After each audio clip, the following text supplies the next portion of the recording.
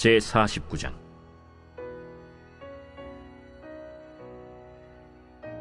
야곱이 그 아들들을 불러 이르되, 너희는 모이라. 너희가 후일에 당할 일을 내가 너희에게 이르리라.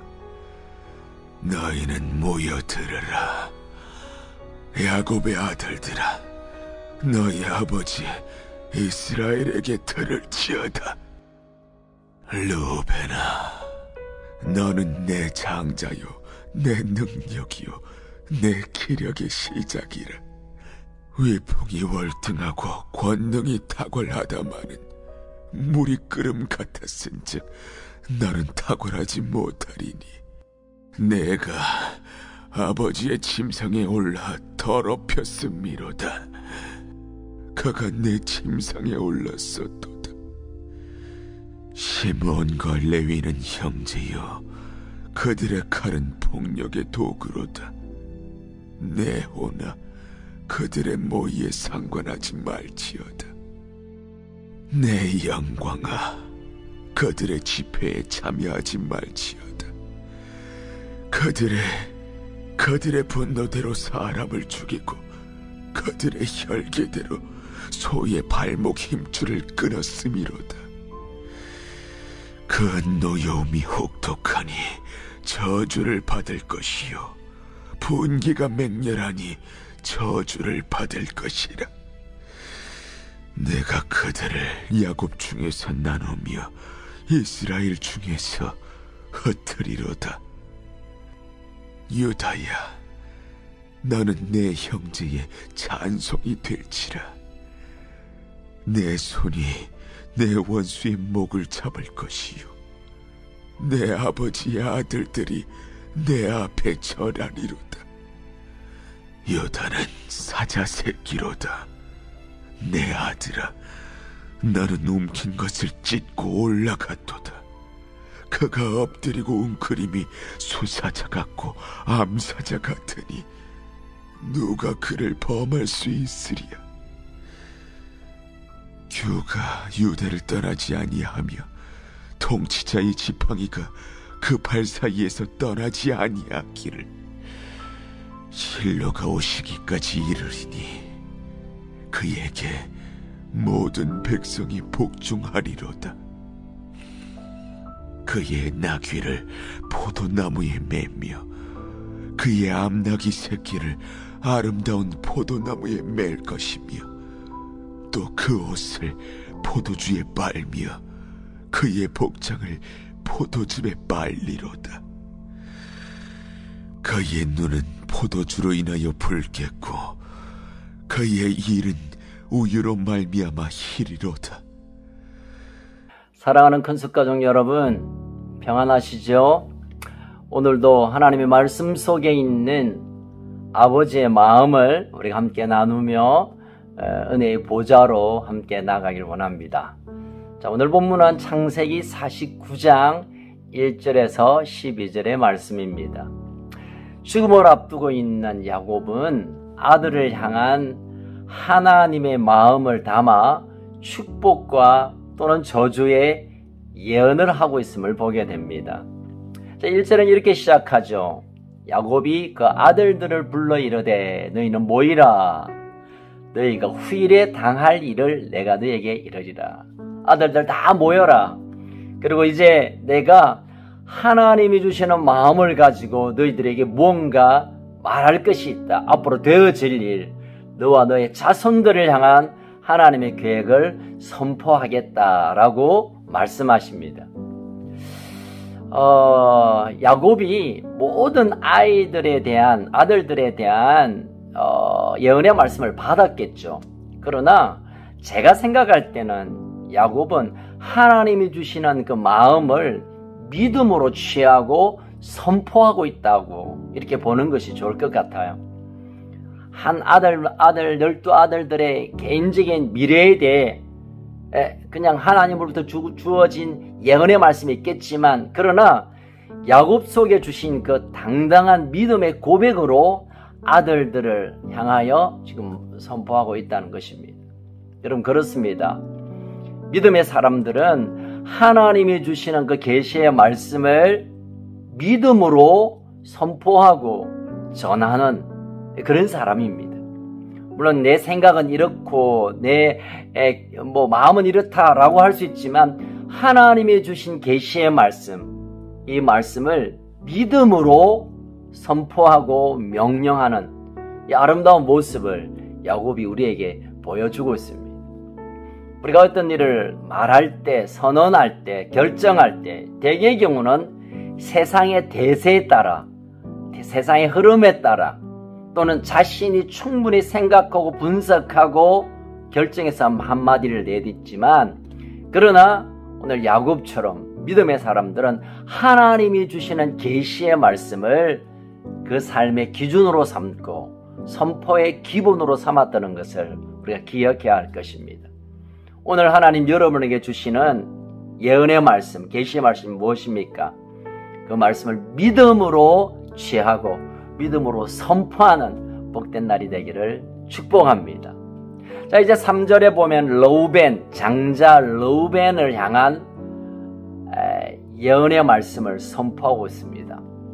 우리가 아는 대로 르우벤은 레아의 첫 번째의 아들입니다. 레아로 통하여 얻은 아들이죠. 여러분, 장자라는 것은 우리나라에도 장자, 큰아들, 첫째 이런 어떤 중요성을 예전에 많이 띄었지만 유대 배경에서는 아주 비중이 있습니다. 모든 형제들의 2배나 유산을 받을 수 있고 아버지를 대리하고 대신할 수 있는 권세, 능력이 있습니다.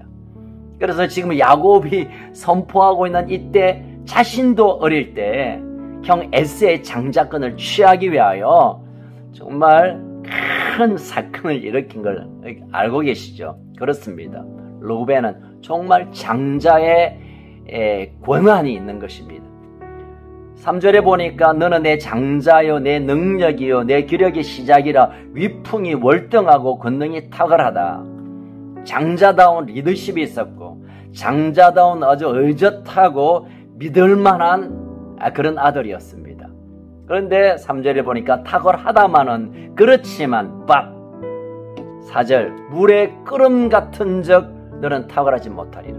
네가 아무리 똑똑하고 아주 듬직해도 물이 끓음 같은 이 어떤 사건을 통하여 결국 너의 탁월함이 의미가 없게 될 것이다 라고 아버지가 축복해야 될 장자에게 저주와 같은 선포를 하고 있습니다. 이 사건은 창세기 35장의 배경이 되는데 아버지의 첫 빌하를 이 르우벤이 못된 짓을 하여 범하는 일이 있었습니다. 이 일로 인해서 그의 모든 장자의 권위, 권세, 자격을 다 박탈당하는 끔찍한 저주를 이제 르우벤이 받고 르우벤 개인뿐만 아니라 그 가문 대대로 이 아버지의 큰 실수가 그대로 저주로 남게 되었다는 것을 우리는 성경에서 볼 수 있습니다.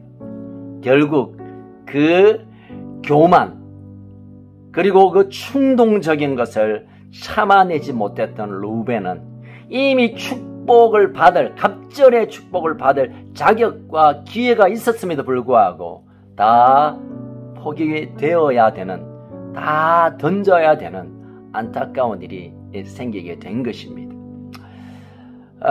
물의 끓음같이 그 정욕이 그 마음의 그 폭동처럼 일어나는 이것을 잠재우지 못한 것 때문에 결국은 그와 그의 자손이 그 모든 축복이 수증기처럼 날아가 버렸다.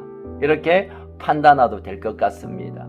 그렇게 해서 르우벤은 결국 장자의 가문이 아니라 부끄러운 가문, 오히려 사라져버리는 가문이 되어버린 것입니다. 두 번째, 이제 5절에 보니까 시므온과 레위를 함께 등장시킵니다. 시므온은 레아를 통하여 얻은 둘째 아들, 레위는 셋째 아들입니다. 이 두 아들은 형제입니다. 그들의 칼은 폭력의 도구로다.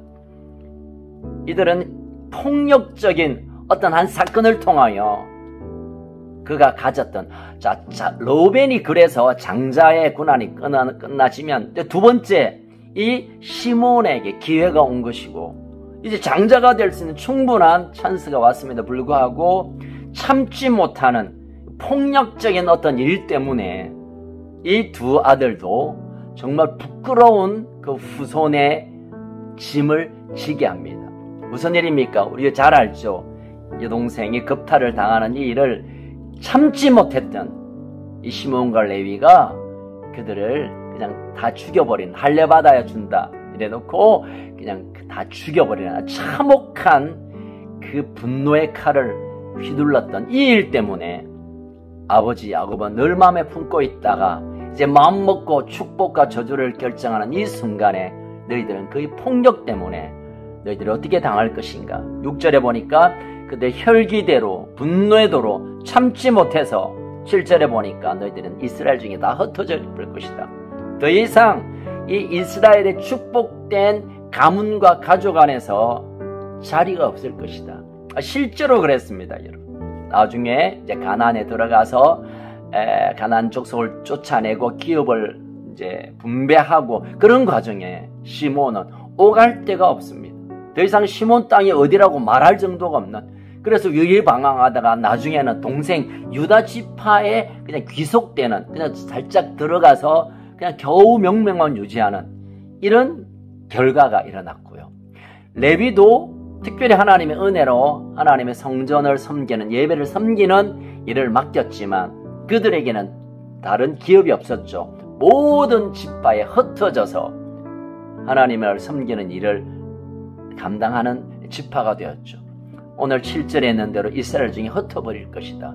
레위는 하나님을 섬기는 제사의 일 때문에 흩어졌고, 시몬은 더 이상 기업도 없고 뭐 땅도 없고 어디 하나님이 주실 복이 없기에 여기저기 굴러다니다가 동생 가문에 살짝 숨어드는, 그냥 흡수되는 이런 역사적 성취가 있었습니다.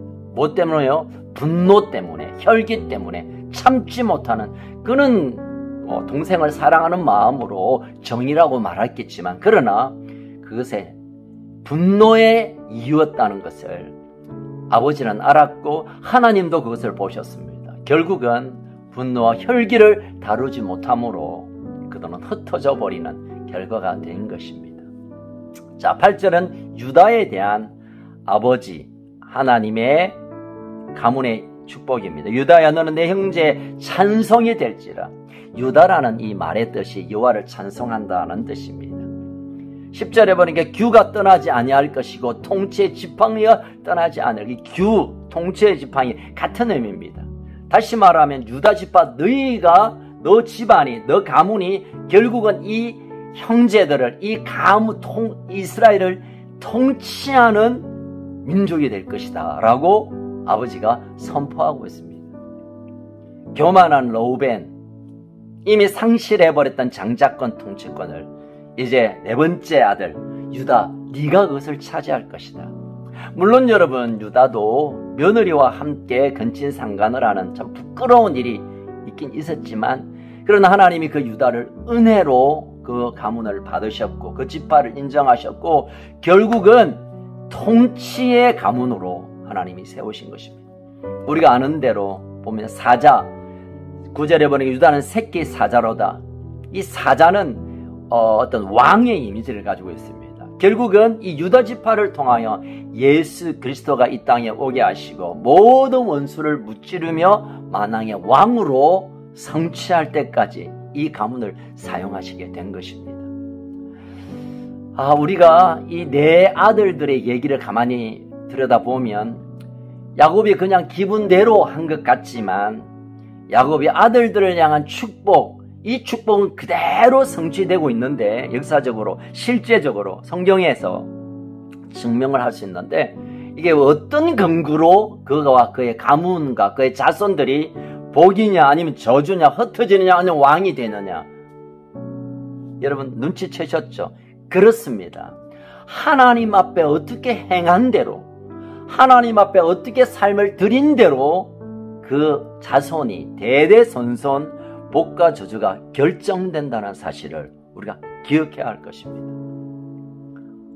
아마 르우벤의 자손들은 그렇게 생각할 것입니다. 우리 조상 르우벤이 참지 못하고 교만해서 우리 이 가문 대대로 참 고통의 시간을 겪게 됐고, 시몬의 자손들은 그렇게 말할 것입니다. 그때 좀 참지, 그 분을 삼기지 못하고 그 혈기 부려서 우리 대대로 그냥 여기저기 그냥 흩어지는 민족이 되었다. 아마 이렇게 말하게 될 것입니다. 그러나 어쩔 수 없습니다. 하나님께서 이 가문을 향한 축복을 그들이 어떻게 행했는가를 기준을 삼고 있다는 것입니다. 여러분, 어쩌면 이 창세기 49장은 정말 창세기를 마무리하고 그리고 오고 오는 믿음의 사람들에게 우리가 어떻게 하나님 앞에 축복과 저주 앞에 살아갈 것인가를 교훈하는 중요한 말씀입니다. 오늘 르우벤, 시몬, 레위를 바라보면서 내 혈기, 내 교만, 내 욕심, 내 마음대로, 내 생각대로 삶이 우리의 후손들에게 어떤 결과가 있는지를 보여주고 있습니다. 자, 우리 조상이 그러면 우리도 자연히 그렇게 되나? 아닙니다. 하나님의 은혜라는 놀라운 이 하나님의 방법이 있습니다. 우리 조상은 그렇게 했지만, 혹시 나는 그랬지만, 우리가 하나님의 은혜 앞에, 은혜의 보좌에 엎드려서 조상의 죄를 구하고 나의 잘못을, 나의 행위를 주님 앞에 내려놓고 우리가 하나님의 거룩 안에 들어가게 된다면 나와 나의 자손 대대로 하나님의 약속하심을 새롭게 경험하는 이런 축복의 강이 흐르게 된다는 것입니다. 이게 은혜고 이것이 복음입니다. 사랑하는 큰숙가족 여러분, 오늘 우리의 하루의 삶이 내 개인적인 것으로 끝나는 것이 아니라 우리와 우리의 자녀와 우리의 자녀의 자녀들에게 축복을 흘려는 인생을 살 것인가, 아니면 그 저주의 강물을 흘려보내는 일을 할 것인가를 결정하는 중요한 한 날이 된다는 것을 기억하시기 바랍니다. 물론 스쳐가는 생각 때문에 막 교만할 수 있고 막 혈기 부를 수 있고 막 그냥 내 맘대로 내 생각을 뜯을 수 있지만 그것은 간단한 한 일로 끝나는 것이 아닙니다. 저는 우리 앞선 세대와 지금의 세대, 그리고 우리의 자녀들이 어떻게 살아가는 것을 저는 3세대를 이렇게 열어보고 있습니다. 아, 그의 부모가 살았던 것들의 아름다운 유업을 이 시대의 사람들이 누리고 살구나. 그리고 지금 우리가 어떻게 하나님 앞에 살아가는가, 이것이 우리의 자녀들이 어떻게 될 것인가를 저는 보고 있습니다. 그렇습니다. 여러분, 오늘 하나님 앞에 이 실수했던 조상들의 잘못을 회개하고 오늘부터 나와 우리 자녀와 우리 가문에 하나님의 복이 흘러오도록 거룩함으로, 정결함으로 또는 회개함으로 주께서는 그런 놀라운 은혜가 있기를 축복합니다.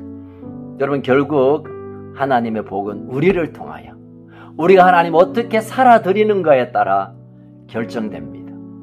우리가 잘하고 못하고가 아니라 하나님의 은혜를 구하고 정결함으로 거룩함으로 하나님의 뜻을 구하고 사는 것, 세상적으로 보면 별 가치가 없어 보이고 별 큰 의미가 없고 그게 무슨 유산이 되겠나 하지만 결국은 하나님의 복은 하나님을 거룩하게 섬기는 자들에게 맞추어져 있다는 것을 다시 기억해야 할 것입니다. 여러분, 오늘 나의 자녀들에게 뭘 물려줘야 될 건지, 나의 후손들에게 내가 어떤 평가를 받을 것인지 오늘 거룩함으로 주님 앞에 시간을 보내는 그런 은혜가 있기를 바랍니다. 그리고 내일 우리 온 가족들이 소풍 가는 날입니다. 오늘 잠을 못 잘 것 같습니다. 그 설렘 때문에. 내일은 하나님 만드신 아름다운 동산에서 기쁨의 시간을 나누고 하나님을 마음껏 예배하고 하나님의 사랑을 마음껏 흘려보내는 우리 온 가족의 기쁨의 잔치가 되기를 소망합니다. 이것을 위해서 기도하고 또 맛있는 거 준비하시고 행복한 주말, 내일 주일을 맞이하기를 축복합니다. 함께 기도하겠습니다. 살아계신 하나님 아버지, 우리가 이 땅에 살면서 내 인생은 내 인생의 한 몫이 아니라 내가 하나님 앞에 어떻게 행했느냐에 따라 우리의 자녀와 우리의 자녀의 자녀들의 행복과 저주가 결정되어진다는 것을 오늘 말씀이 우리에게 깨닫게 해주셨습니다. 하나님, 오늘 하루를 내 인생의 남은 시간들을 나와 우리의 자녀들 위하여 축복을 심는 삶을 살아가게 하여 주옵소서. 혹시 우리의 삶 속에 남아있는 아픔과 또 끊어야 될 것, 결박해야 될 것, 또 우리가 파쇄해야 될 것들이 있으면 예수 이름으로, 왕이신 예수님의 이름을 붙들고 선포하고 믿음으로 선포함으로 하나님께서 우리에게 주신 이 축복의 권한을 마음껏 행사하고 또 그것을 성취하는 때까지 우리의 기도를 쉬지 않게 하여 주옵소서. 오늘 복된 하루를 인하여 감사하고 내일 또 하나님 크신 은혜 주실 것을 사모하며 감사합니다. 우리 가족들이 함께하는 이 아름다운 가족의 아버지 되신 하나님의 놀라운 복으로 임하여 주옵소서. 우리의 참소망 되시는 예수님 이름으로 감사하며 축복하며 기도하옵나이다. 아멘. 오늘도 승리하시기 바랍니다.